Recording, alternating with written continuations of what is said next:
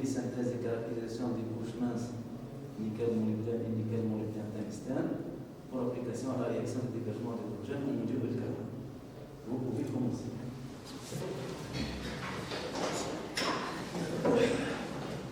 Merci beaucoup. Merci le président Bouzouret. Monsieur le président Bouzouret, Madame. Monsieur le président Bouzouret, Madame et Monsieur le membre du jury, honorable assistant, avant de me lancer dans le but de la présentation de mon travail de doctorat, je souhaiterais remercier les membres du jury d'avoir porté intérêt à mon travail et d'avoir accepté à participer à cette soutenance. Je tiens également à remercier de vive voix mes directeurs de thèse, Mme Hayat Mouni et M. Abdel Hamcha, pour le soutien qu'ils m'ont apporté pendant mes années de thèse.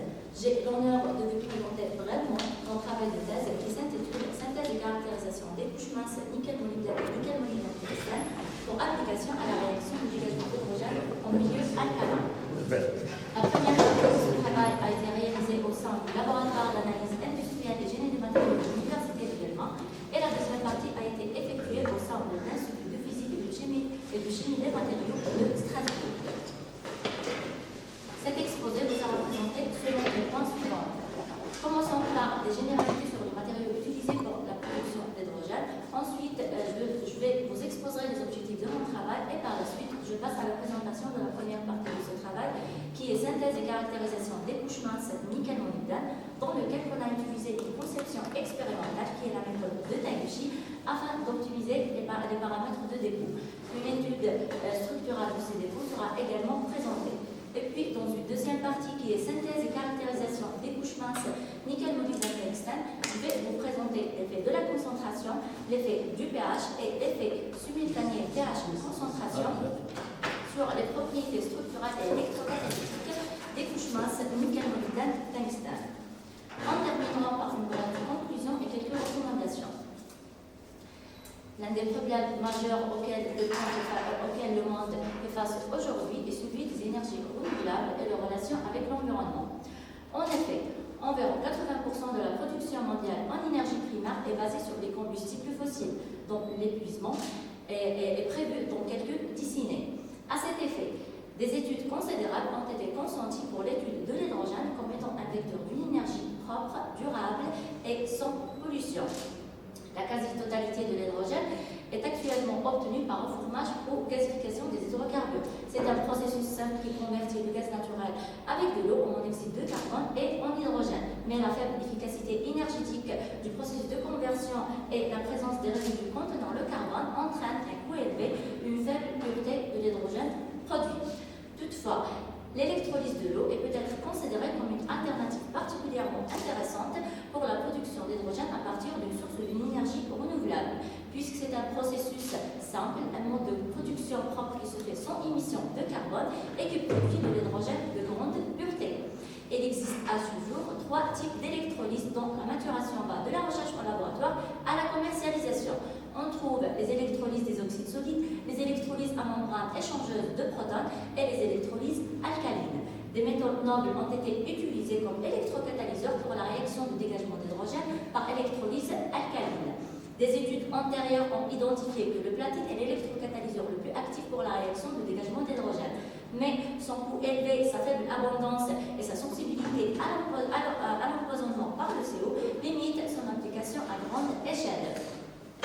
À cet égard, les revêtements à base de nickel ont été largement étudiés comme une alternative potentielle aux métaux nobles, et plus particulièrement le revêtement à base de nickel allié aux métaux réfractaires, y compris le molybdène et le tungstène, et qui présente un faible coût, une surface active élevée, une bonne résistance à la corrosion, une bonne résistance à l'usure et une excellente activité électrocatalytique. Et pour obtenir ces matériaux, beaucoup de méthodes de synthèse ont été effectuées. On trouve les méthodes électrochimiques telles que l'électroposition, mécaniques telles que le broyage, physiques telles que les PVD et chimiques telles que les sol-gel et précipitations.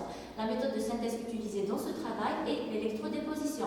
Cette dernière a gagné une grande importance grâce à ses avantages remarquables, tels que la simplicité, le faible coût, l'uniformité de l'épaisseur et le taux de dépôt élevé, dont le principe est basé sur l'immersion d'une électrode dans un récipient contenant de l'électrolyte, une contre-électrode, connecté à une source d'alimentation qui permettra la circulation d'un courant électrique de manière à ce que les ions métalliques sont réduits à des atomes de métal et forment par la suite le dépôt sur la surface.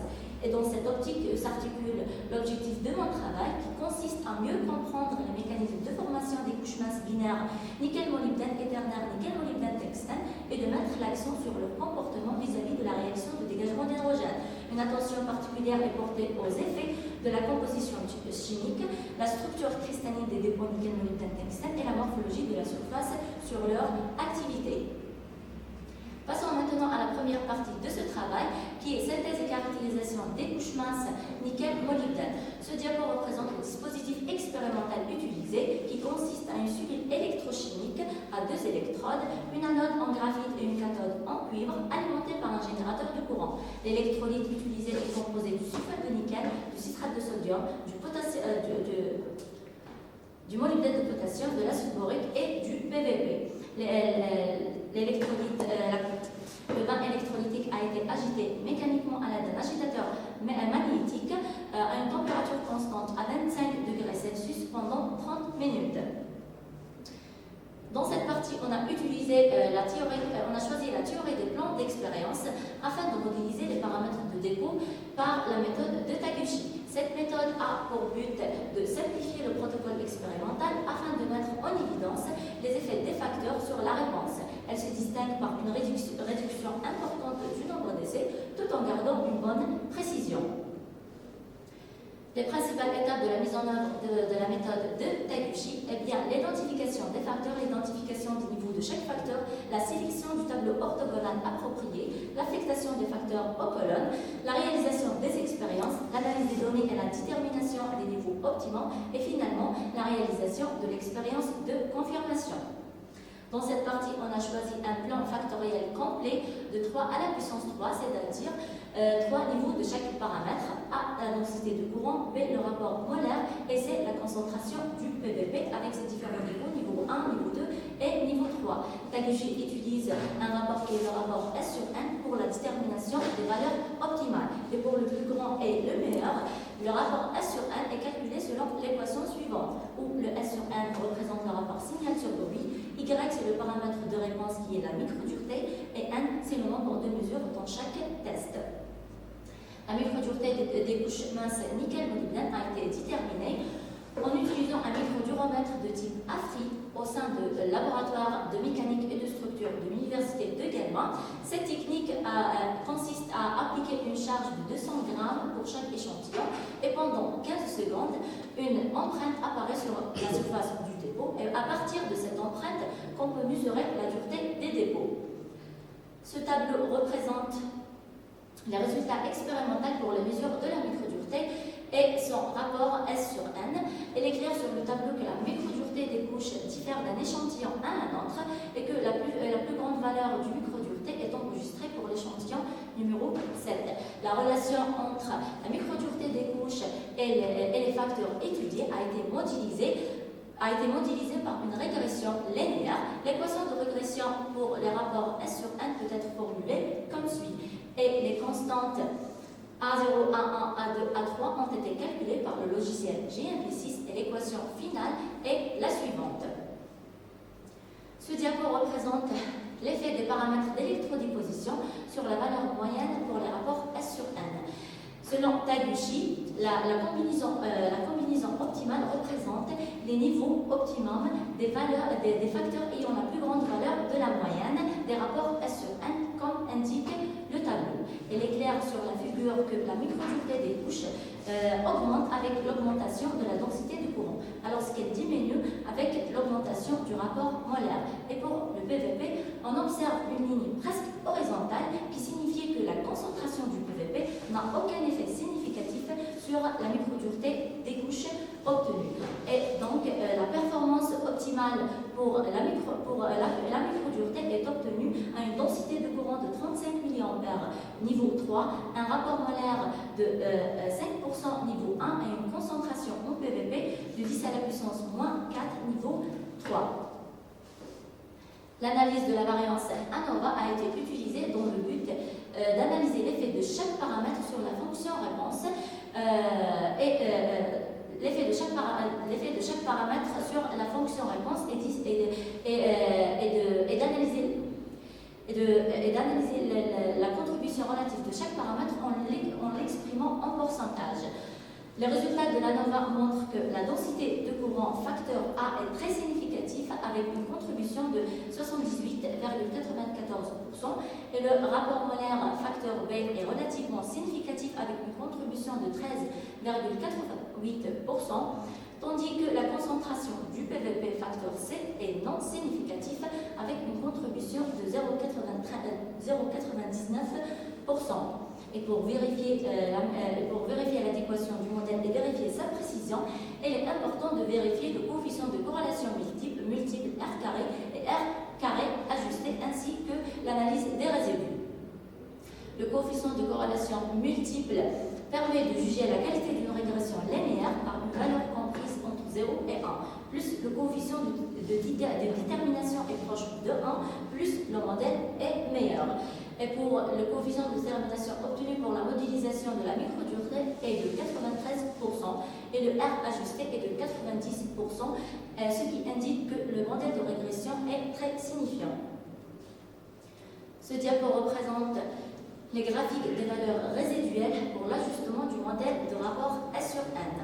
Elle éclaire sur la figure A qu'il y a une bonne corrélation entre les valeurs prédites et les valeurs expérimentales, car la majorité du point se situe sur la ligne rouge, ce qui indique la précision extrême du modèle. Par contre, la figure B représente la distribution aléatoire des points entre la limite -0,4 et 0,4, ce qui signifie l'adéquation du modèle. Le test de confirmation expérimentale est la dernière étape de la méthode de Taguchi.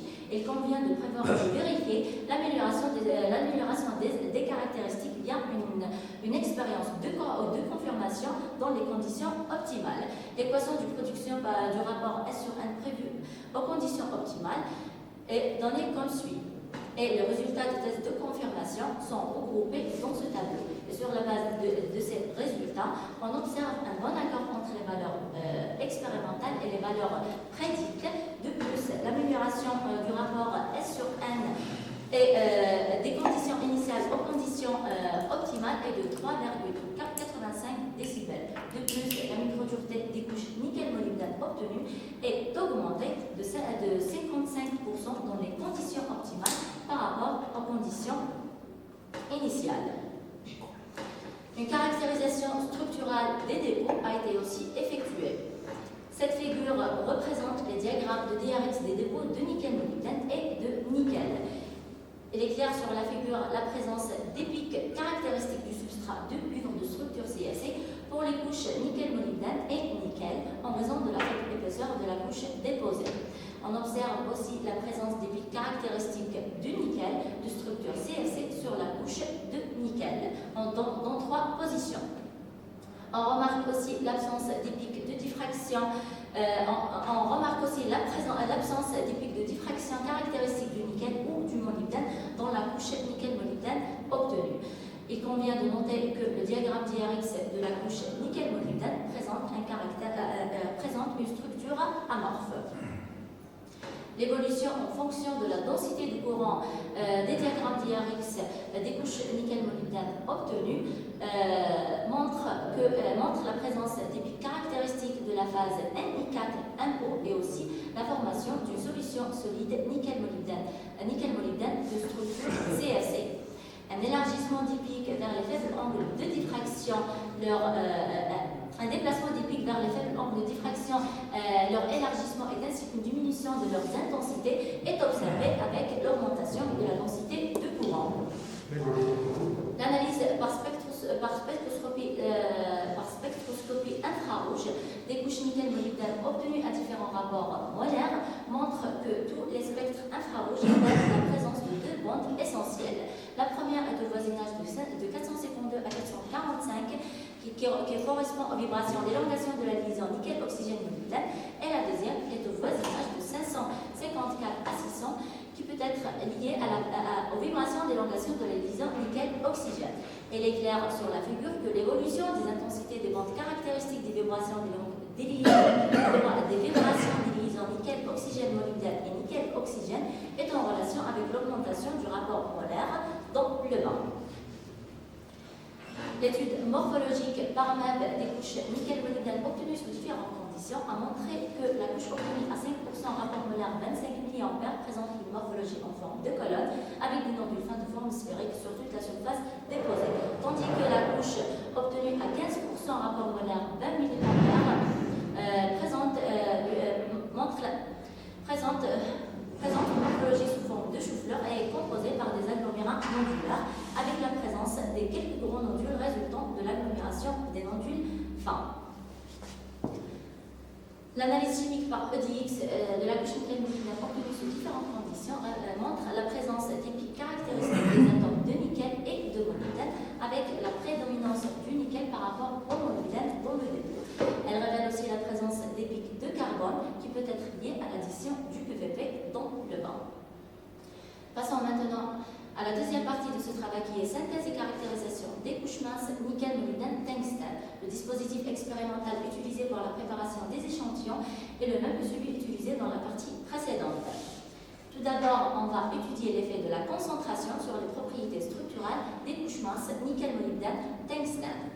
La composition du bain et les conditions opératoires choisies pour la préparation des échantillons sont illustrées sur ce tableau.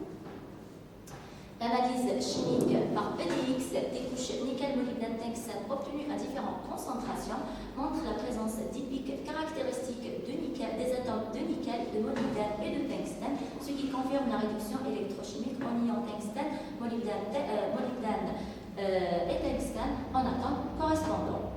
La DRX montre aussi que le nickel est l'élément majoritaire dans tous les couches déposées et les teneurs en nickel et en molybdène diminuent avec l'augmentation de la concentration avec des pourcentages respectifs de 82 à 52% nickel et de 6 à 3% molybdène, tandis que la teneur en tungstène augmente dans le dépôt de 2 à 5% avec l'augmentation de la concentration.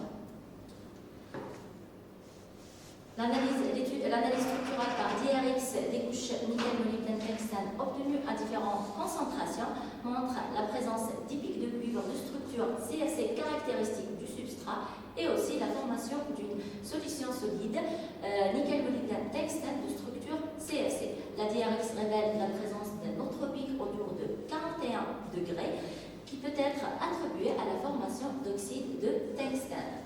La taille des cristallites des couches minces nickel-molybdène a été déterminée en utilisant l'équation de Scherrer.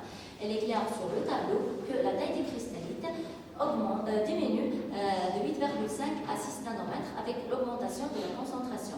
Cela est probablement lié à la prédominance du processus de nucléation par rapport à celui de la croissance. L'analyse morphologique par MEB des couches nickel-molybdène obtenues à différentes concentrations montre que la surface des dépôts sont relativement lisses et uniformes, avec des particules de forme sphérique et avec la présence de quelques gros grains résultant de l'agglomération des grains plus fins avec l'augmentation de la concentration. La coupe transversale des couches nickel-molybdène obtenues à 0,01 molaire, 0,025 et 0,075 montre une épaisseur presque identique dans l'ordre de 4 microns et la surface est raisonnablement uniforme et légèrement rugueuse. Et lorsque la concentration atteint le 0,1 molaire, l'épaisseur de la couche diminue de 4 à 2 microns et la surface est uniforme avec un aspect plus lisse. Passons maintenant à l'étude de l'effet de pH sur les propriétés structurales et électrocatalytiques des couches minces nickel-molybdène-tungstène. La composition du bain et les conditions opératoires utilisées pour la préparation des échantillons sont illustrées sur ce tableau. L'analyse chimique par EDX des couches nickel-molybdène-tungstène obtenues à différentes valeurs de pH montre que le nickel est l'élément majoritaire dans tout le dépôt élaboré. Cela est peut-être dû à la présence des complexes de nickel citrate et des ions libres de nickel dans cet intervalle de pH. L'EDX montre aussi que le pourcentage atomique du nickel diminue de 81 jusqu'à 56% avec l'augmentation du pH. Cela est peut-être expliqué par la déprotonation progressive des complexes et la disparition des ions de nickel dans le bain. PEDIX révèle aussi que l'augmentation du pH favorise le dépôt du nickel et du molybdène. Cela est peut-être dû à la prédominance du nickel tungstate citrate et molybdène citrate dans le vin dans ce domaine de pH. L'analyse structurale par DRX des couches nickel-molybdène obtenues à différentes valeurs de pH montre la présence des pics de cuivre de structure CFC caractéristiques du substrat en raison de la faible épaisseur de la couche déposée et aussi la présence d'un large pic autour de 44 indiquant la formation d'une structure amorphe. Il est clair sur la figure qu'il n'y a aucun changement significatif peut être détecté sur les diagrammes de DRX lorsque le pH augmente de 5,5 à 7,5. L'analyse morphologique par MEB des couches nickel-molybdène obtenues à différentes valeurs de pH montre que la couche déposée à pH 5,5 présente une surface relativement homogène, compacte, de faible rugosité avec des particules de forme sphérique. Et la surface devient plus rugueuse et non uniforme, présentant des microfissures lorsque le pH augmente de 6,5 à 7,5. Des essais électrochimiques ont été effectués sur les couches nickel-molybdène tungstène au sein de l'Institut de chimie et des procédés de Strasbourg. Le dispositif expérimental utilisé pour les tests électrochimiques est composé d'une cellule électrochimique à 3 électrodes, une électrode en référence en AgAgO, un fil de platine comme contre-électrode et la couche nickel-molybdène tungstène obtenue comme électrode de travail. Les électrodes sont reliées à un potentiostat galvanostat de type biologique SP300 et tous les tests électrochimiques ont été réalisés dans une solution alcaline de 0,1 molaire NaOH à 50 degrés Celsius. Et l'activité catalytique de la réaction de dégagement d'hydrogène a été évaluée en fonction du surpotentiel. Le surpotentiel de la réaction de dégagement d'hydrogène est peut-être calculé selon l'équation suivante en utilisant la méthode de chronopotentiométrie et la spectroscopie d'impédance électrochimique. Les chronopotentiogrammes des diagrammes des couches minces nickel-molybdène tungstène montrent l'augmentation du pH de 5,5 à 7,5 est accompagnée d'une augmentation du potentiel appliqué de moins 1400 millimoles à moins 1300 millivolts, ce qui signifiait que l'activité de la réaction de dégagement d'hydrogène augmente également. Et par conséquent, le surpotentiel de la réaction de dégagement d'hydrogène diminue avec l'augmentation du pH. Et le plus faible surpotentiel est enregistré pour la couche nickel-molybdène tungstène obtenue à pH 7,5. La représentation graphique des diagrammes de Nyquist figure A et de Bode figure B, obtenue par l'analyse de spectroscopie d'impédance électrochimique, montre la présence d'un seul demi-cercle pour toutes les couches nickel-molybdène tungstène obtenues à différentes valeurs de pH, indiquant la présence d'une seule constante de temps. Ce qui signifie que la réaction de dégagement d'hydrogène est principalement contrôlée par un processus de transfert de charge. On remarque aussi que les rayons de demi-cercle diminuent avec l'augmentation du pH et que la couche obtenue à pH 7,5 présente le plus faible rayon et par conséquent la meilleure activité électrocatalytique pour la réaction de dégagement d'hydrogène. Les diagrammes des Nyquist ont été ajustés au moyen d'un circuit électrique équivalent afin de modéliser l'interface métal-solution et les processus qui ont lieu à la surface de l'électrocatalyseur. Le circuit électrique équivalent présente une résistance de transfert de charge liée en parallèle à la capacité de double couche CDL conjointement en série avec la résistance de la solution. Les valeurs du RCT de CDL et aussi du facteur de rugosité RF sont calculées et regroupées au sous-tableau. Il est clair sur le tableau que la résistance de transfert de charge diminue avec l'augmentation du pH et que la plus faible valeur du RCT associée aux plus grandes valeurs de CDL et de RF est enregistrée pour la couche nickel-molybdène tungstène obtenue à pH 7,5. Donc on peut conclure que les résultats obtenus par la spectroscopie d'impédance électrochimique sont en bon accord avec les résultats obtenus à partir des courbes de polarisation galvanostatique. Passons maintenant à l'influence simultanée du pH et concentration sur les propriétés structurelles électrocatalytiques des couches minces nickel-molybdène tungstène. La composition du bain et les conditions opératoires choisies pour la préparation des échantillons sont regroupées dans ce tableau. L'analyse chimique par EDX des couches minces nickel molybdène tungstène obtenues à différentes valeurs de concentration et de pH montre que le nickel est l'élément prédominant dans tous les dépôts obtenus à pH 4 et 7,5 comme c'est présenté sur la figure A, alors que le molybdène diminue avec l'augmentation de la concentration pour les couches obtenues à pH 7,5 et 4 comme présenté sur la figure B. Tandis que la teneur en tungstène augmente dans le dépôt avec l'augmentation de la concentration pour les couches obtenues à pH 7,5, alors qu'elle est presque constante pour les couches obtenues à pH 4, comme présente la figure C. L'analyse structurale par DRX des couches nickel-molybdène obtenues à pH 4 montre la présence des pics de cuivre de structure CFC liés au substrat et aussi la présence de trois pics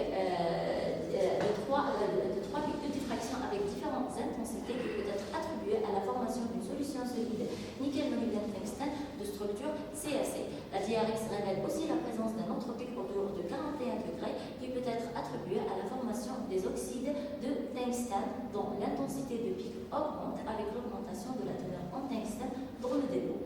Et pour les couches nickel-molybdène tungstène obtenues à pH 7,5, on distingue toujours la présence typique du cuivre de structure CFC et aussi la présence d'un autre pic élargi autour de 44 degrés typique à la formation d'une structure amorphe.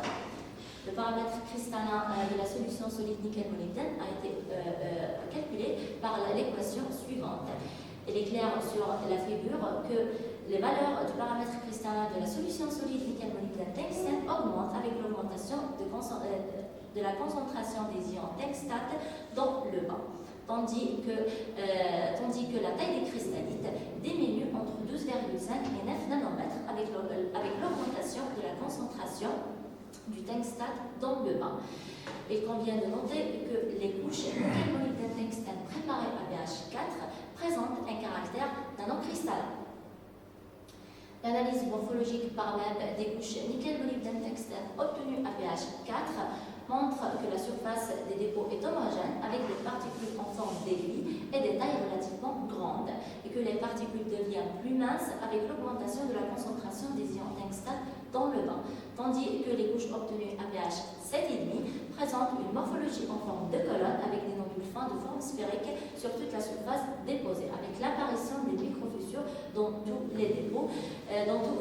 On remarque aussi que les fissures sont élargies et prononcées avec l'augmentation de la teneur en tungstène dans le dépôt. La coupe transversale des couches nickel-molybdène tungstène obtenues à pH 7,5 montre la présence d'une structure poreuse, uniforme et régulière avec la présence claire des fissures sur les couches déposées. L'analyse par chronopotentiométrie des couches nickel-molybdène tungstène obtenues à différentes valeurs de pH montre que le surpotentiel de la réaction de dégagement d'hydrogène estimé pour les couches obtenues à pH 4 diminue avec l'augmentation de la concentration, tandis que les couches obtenues à pH 7,5, le surpotentiel estimé augmente avec l'augmentation de la concentration. Mais les valeurs du surpotentiel enregistrées pour les couches obtenues à pH 7,5 sont inférieures à celles obtenues à pH 4. Il convient de noter que les valeurs minimales obtenues du surpotentiel correspondent à la meilleure activité électrocatalytique pour la réaction de dégagement d'hydrogène est enregistrée à une concentration de 0,01 molaire et pH 7,5. Et d'après l'analyse chimique, le maximum de la teneur en molybdène et le minimum des teneurs en nickel et en tungstène obtenus à pH 7,5 conduisent à une valeur minimale du surpotentiel pour la réaction de dégagement d'hydrogène. La valeur minimale du surpotentiel est peut-être expliquée par l'incorporation des atomes de tungstène et de molybdène dans le réseau du nickel en provoquant la formation des sites plus actifs pour la réaction de dégagement d'hydrogène. La représentation graphique des diagrammes de Nyquist et de Bode pour les couches nickel-molybdène tungstène obtenues à pH 4 montre que le rayon de demi-cercle diminue avec l'augmentation de la concentration, tandis que pour les couches obtenues à pH 7,5, le rayon de demi-cercle augmente avec l'augmentation de la concentration. conclut que les valeurs de la résistance de transfert de charge enregistrées pour les couches obtenues à pH 4 diminuent avec l'augmentation de la concentration, alors qu'elle augmente avec l'augmentation de la concentration pour les couches nickel molybdène tungstène obtenues à pH 7. Mais les valeurs du RCT enregistrées pour les couches nickel molybdène obtenues à pH 7,5 sont inférieures à celles obtenues pour les couches à celles enregistrées pour les couches nickel molybdène tungstène obtenues à pH 4. Et la plus faible valeur du RCT associée aux plus grandes valeurs de CDL et de RF sont enregistrées pour la couche nickel molybdène tungstène obtenue à pH 7,5. Donc on peut conclure que les faibles valeurs de la résistance du transfert de charge et de surpotentiel associés aux plus grandes valeurs de CDL et de RF sont enregistrées pour la couche nickel molybdène tungstène obtenue à pH 7,5 et 0,01 molaire. Enfin, l'ensemble des résultats obtenus sont aboutis à la conclusion suivante. L'optimisation des paramètres du processus d'électrodéposition, densité du courant rapport molaire, concentration du PVP par la méthode de Taguchi ont montré que la combinaison optimale pour une meilleure microdureté est A3B1C3 et le modèle développé présente un R carré de 0,93 et R ajusté de 0,90 indiquant une bonne précision du modèle. L'analyse chimique révèle la présence des atomes de nickel et de molybdène avec des pourcentages respectifs de 82 à 15% dans les dépôts préparés. La micrographie MEB montre que le dépôt obtenu à 5% rapport molaire et 25 mA présente une morphologie en forme de colonne, avec des nodules fins de forme sphérique, alors que le dépôt préparé à 15% rapport molaire et 20 mA présente une morphologie de type chou-fleur. L'analyse structurale par DRX a montré la formation d'une solution solide nickel-molybdène et la présence de la phase Ni4MO dans les couches nickel-molybdène déposées. Et les spectres infrarouges ont montré la présence des bandes caractéristiques des vibrations d'élongation des liaisons nickel-oxygène-molybdène et nickel-oxygène. L'analyse chimique des couches nickel-molybdène tungstène obtenues à différentes concentrations confirme la présence des caractéristiques de nickel, tungstène et de molybdène et la prédominance du nickel dans les dépôts.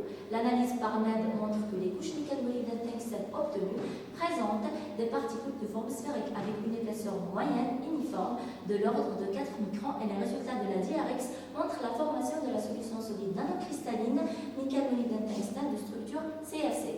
L'analyse chimique des couches nickel-molybdène tungstène obtenues à différentes valeurs de pH confirme la réduction électrochimique des ions de nickel, molybdène et de tungstène en atomes correspondants dans les couches nickel-molybdène tungstène préparées. Les résultats de la DRX montrent que toutes les couches nickel-molybdène tungstène déposées présentent une structure amorphe et que la variation du pH n'a entraîné aucun changement significatif sur le diagramme du DRX. L'analyse morphologique des couches nickel-molybdène tungstène montre que la couche déposée à pH 5,5 présente une surface relativement homogène et de faible rugosité avec des particules de forme sphérique. Et les couches déposées à pH 6,5 à 7,5 présentent une surface rugueuse et non uniforme. Les résultats obtenus par chronopotentiométrie et spectroscopie d'impédance électrochimique prouvent que la couche obtenue à pH 7,5 contenant 56% nickel, 17% molybdène et 18% tungstène présente une meilleure activité catalytique pour la réaction de dégagement d'hydrogène. L'analyse chimique des couches nickel-molybdène tungstène obtenue par la variation simultanée de la concentration et du pH établit la présence des atomes de nickel, de molybdène et de tungstène, indiquant la prédominance du nickel. Les résultats de la DRX montrent la présence de la structure cubique à face centrée de nickel et la formation de solutions solides nanocristallines, nickel-molybdène tungstène de structure CFC dans les couches nickel-molybdène tungstène obtenues à pH 4 et la formation de la structure amorphe pour les couches nickel-molybdène tungstène obtenues à pH 7,5. Les micrographies MEB montrent que les couches nickel-molybdène tungstène préparées à pH 4 présentent une surface homogène avec une morphologie en forme d'aiguille, alors qu'à pH 7,5, les dépôts présentent une morphologie en forme de colonne avec des nodules fins de forme sphérique. Et la coupe transversale des couches nickel-molybdène tungstène obtenues à pH 7,5 présente une structure poreuse, uniforme et régulière avec la présence des fessures. Les tests électrochimiques réalisés sur les couches nickel-molybdène tungstène en utilisant la méthode de chronopotentiométrie et de spectroscopie d'impédance électrochimique confirment que la réaction de dégagement d'hydrogène se déroule via un mécanisme de transfert de charge et que le dépôt préparé à pH 7,5 et 0,01 molaire de composition spécifique nickel 55, molybdène 21, tungstène 8 et de structure amorphe avec une morphologie poreuse présentent la meilleure activité catalytique vis-à-vis de la réaction de dégagement d'hydrogène. Et comme perspective, je désire étudier l'influence de d'autres paramètres opératoires tels que le temps de dépôt, la nature du substrat sur les propriétés structurales, microstructurales, morphologiques et électrocatalytiques des couches minces, nickel, molybdène, tungstène, et de réaliser des tests de stabilité électrochimique des électrocatalyseurs nickel, molybdène, tungstène dans un milieu alcalin. Et merci pour votre attention.